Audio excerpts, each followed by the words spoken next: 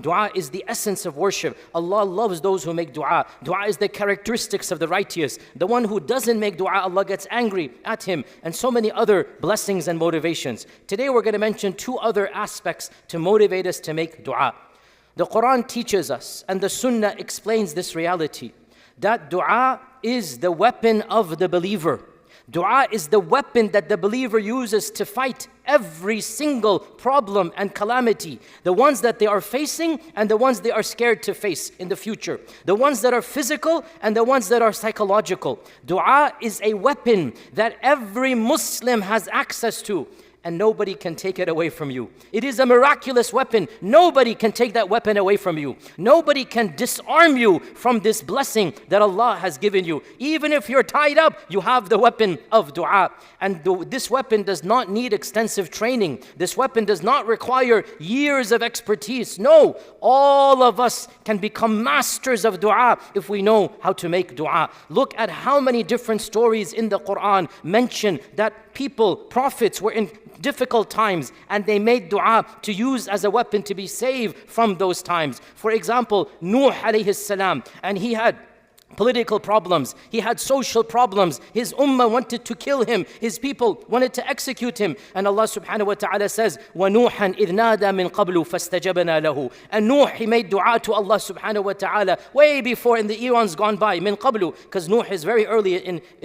history. وَنُوحًا إِذْ نَادَى مِنْ قَبْلُ فَاسْتَجَبْنَا لَهُ وَنَجَّيْنَاهُ وَأَهْلَهُ مِنَ الْكَرْبِ الْعَظِيمِ. And we saved him and his family from the great tragedy. So when he, meaning the flood, so when he made dua to Allah, Allah subhanahu wa ta'ala saved him and his family. Look at Ayyub alayhi salam. Ayyub, whom Allah tested like hardly any other person in history has been tested. Ayyub lost all of his children. Ayyub lost all of his wealth. Ayyub was afflicted with some of the worst diseases like leprosy, and he lived on his own away from the city. He became somebody that nobody wanted to be close to. And Allah subhanahu wa ta'ala says, what weapon did he use? وَأَيُّوبَ إِذْ نَادَى رَبَّهُ رَبِّ مَسَّنِيَ الضُّرُّ وَأَنْتَ أَرْحَمُ الرَّاحِمِينَ. Ayyub made dua to Allah, Ya Rab, I'm in trouble. Ya Rab, I'm in pain.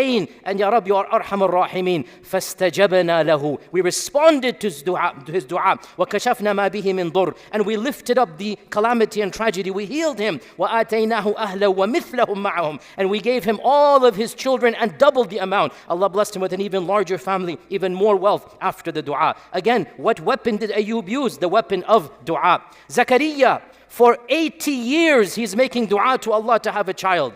وَأَيُّوبُ وَزَكَرِيَّا إِذْ نَادَى رَبَّهُ رَبِّ لَا تَذَرْنِي فَرْدًا. By the way, look at every ayah. وَأَيُّوبَ وَنُوحًا إِذْ نَادَى. Every time when they made nida to Allah, فَاسْتَجَبْنَا. Every single ayah, Allah is saying they were in trouble. They called out to Allah and Allah responded to them. So Zakaria, he's over 100 years old. So for 80 years, he's making dua to Allah. And this shows us you never lose hope in Allah's dua. He is too old to have a child. His wife is too old to have a child. He still does not stop dua, because dua is done till your ruh leaves your body. You never stop making dua. وَزَكَرِيَّا إِذْ نَادَى رَبَّهُ رَبِّ لَا تَذَرْنِي فَرْدًا وَأَنْتَ خَيْرُ الْوَارِثِينَ.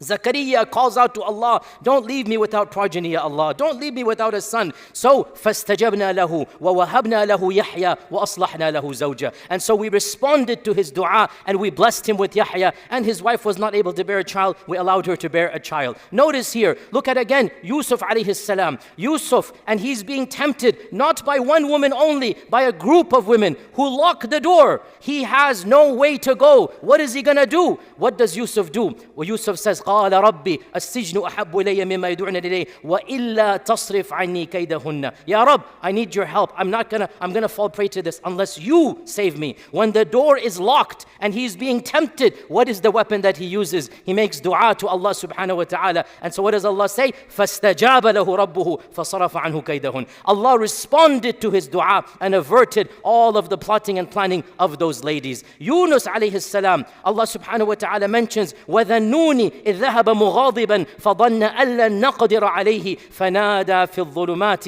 أن لا إله إلا أنت سبحانك إني كنت من الظالمين فاستجبنا له. By the way, notice, nada istajaba, nada istajaba. Every single time. وَنُوح, when the whale swallowed him up, And he calls out from the darkness of the night and the darkness of the ocean and the darkness of the whale. He was in three darknesses: the darkness of the night, the darkness of the ocean, the darkness of the whale. And he has no weapon, he has no way out other than dua. وَنَادَى فِي الظُّلُمَاتِ, utter darkness. That is the light. The dua became the light. And he makes dua to Allah from the depths of the whale. And what does Allah say? فَاسْتَجَبْنَا لَهُ وَنَجَّيْنَاهُ مِنَ الْغَمِّ. We saved him from his own tragedy. Then what does Allah say? وَكَذَلِكَ نُنْجِي الْمُؤْمِنِينَ. And this is how we will save all the believers. How?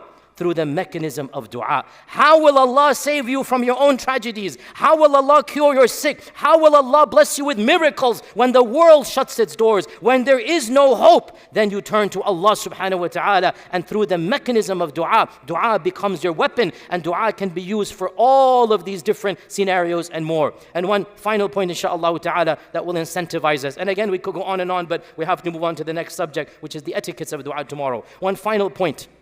And this is one of the biggest blessings of dua. And if this were the only blessing, it would be enough of a blessing. One of the biggest blessings of dua is that dua allows us to form a stronger, better, more powerful relationship with Allah subhanahu wa ta'ala. Dua gives us courage when the world makes us feel hopeless. Dua gives us light when the world is in darkness. Dua gives us sabr when the world has shut all of its doors. Dua is the way out for us. Dua allows us to develop a new ta'alluq, a new relationship with Allah subhanahu wa ta'ala. And in fact, this is referenced in the Quran itself when Allah Azza wa Jalla says, the very verse that is the theme of our entire month is that when my servants ask you about me, I am qareeb. Meaning, when you make dua, O Muslim, listen to this. When you make dua properly, you will feel the qurb of Allah subhanahu wa ta'ala. Nothing will allow you to appreciate the closeness of Allah more better than dua.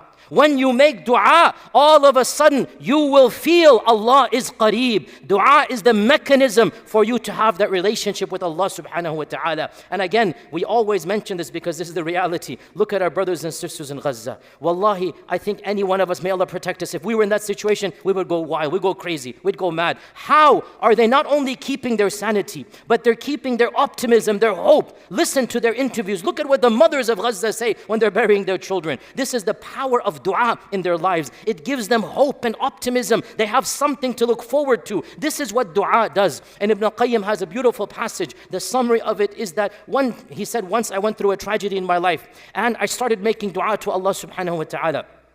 And in the course of making dua, he said, I discovered a new relationship with Allah, or I should say, I reached a level of relationship with Allah that I had never had before.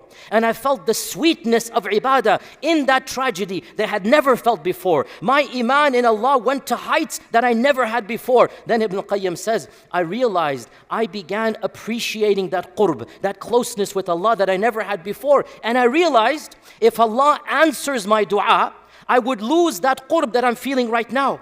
And so secretly, Ibn Qayyim saying, even as I'm making dua, secretly I desired for a delay in response so that I could continue my precious relationship with Allah subhanahu wa ta'ala. I began to appreciate that relationship more than the asking of my dua. And deep down inside, I would rather this relationship continue because I know that when Allah answers that dua, that strong ta'alluq that I'm feeling now, it's not going to be as strong. And this is what happens when the salihin, when the righteous, they discover the power of dua. Dua allows you to soar to new heights. In fact, I could even ask all of you to go back to your own lives and ask yourself, when did I feel the closest to Allah, the strongest to Allah? When did I feel the qurb of Allah? And in all likelihood, 9 out of 10 of you would give me a time frame in which actually life was difficult. Life was not easy, yet you discovered the sweetness of iman through dua.